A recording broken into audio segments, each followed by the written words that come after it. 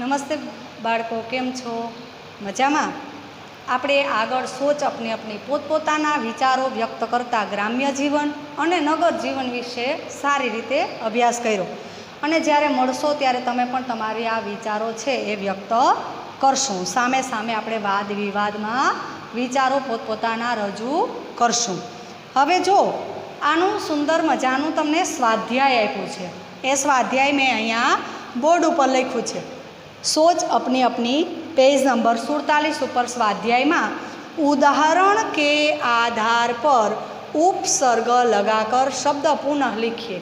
तो आ व्याकरण है. उपसर्ग एटले हमेशा शू आगळ शब्द मूकवानो अने एनो विरोधी शब्द एटले अहींया लखेला शब्द है एनु हूँ तमने आगळ उपसर्ग लगाड़ी अने शब्द लखावुं छूं.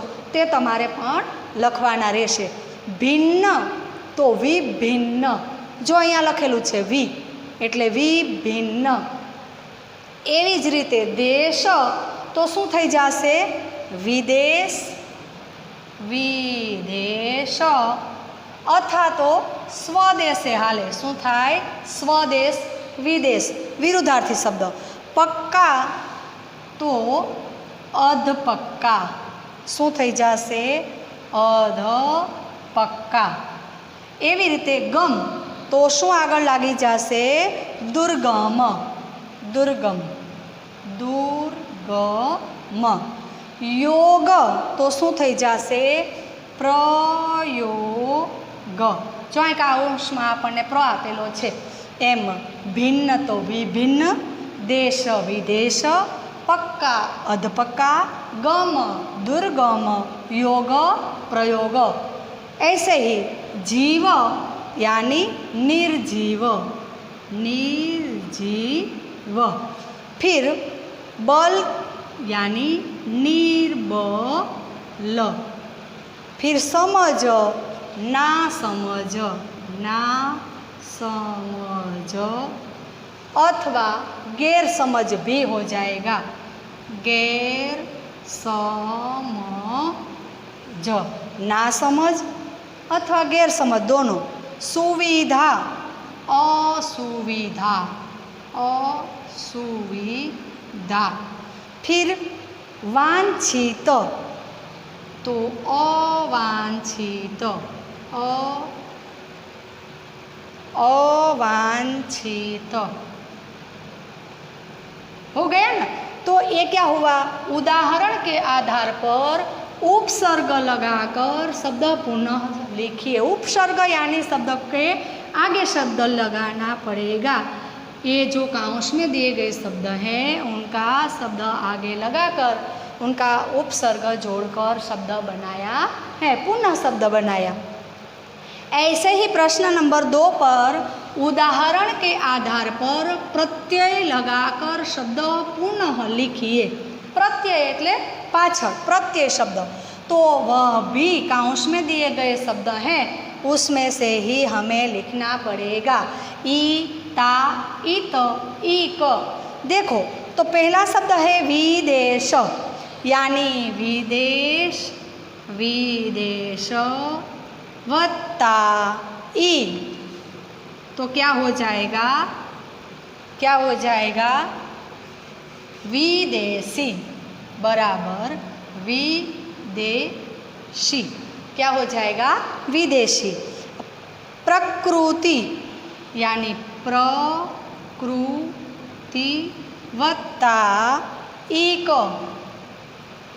बराबर प्रकृति हो जाएगा. प्राकृतिक प्राकृतिक हो जाएगा. प्राकृतिक क्योंकि प्रकृति वत्ता एक प्राकृतिक क्या हो जाएगा? प्राकृतिक.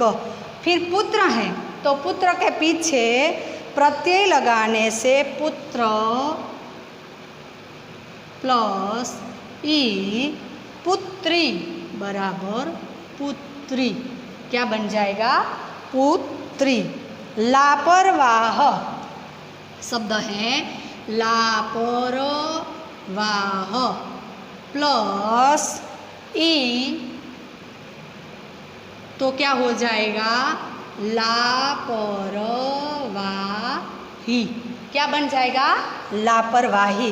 तो ये सारे के सारे शब्द पहले उदाहरण में हैं वह उपसर्ग जोड़ा गया है, और दूसरे उदाहरण में क्या जोड़ा गया है? प्रत्यय लगाया गया है, तब फिर से शब्द बनाए गए हैं। लेकिन इनके थोड़े और भी शब्द हैं, वह मैं आपको अच्छी तरह से बता देती हूँ। अब है चंचल। चंचल, तो उनके पीछे क्या जोड़ेंगे? चंचल प्लस ता बराबर चंचलता हो गया। फिर है यंत्र। यंत्र प्लस ईक, हम उनके पीछे प्रत्यय लगाएंगे ईक, तो क्या हो जाएगा? यांत्रिक। शब्द क्या बन जाएगा? यांत्रिक। फिर है मानव प्लस ता, तो मानवता क्या बन जाएगा? मानवता। क्या बन जाएगा? मानवता। फिर हंस। हंस प्लस जोड़ेंगे ई बराबर हंसी। ऐसे ही शब्द पीछे जोड़ने से प्रत्यय लगाकर शब्द बन जाता है, आगे जोड़ेंगे तो उपसर्ग बन जाएगा।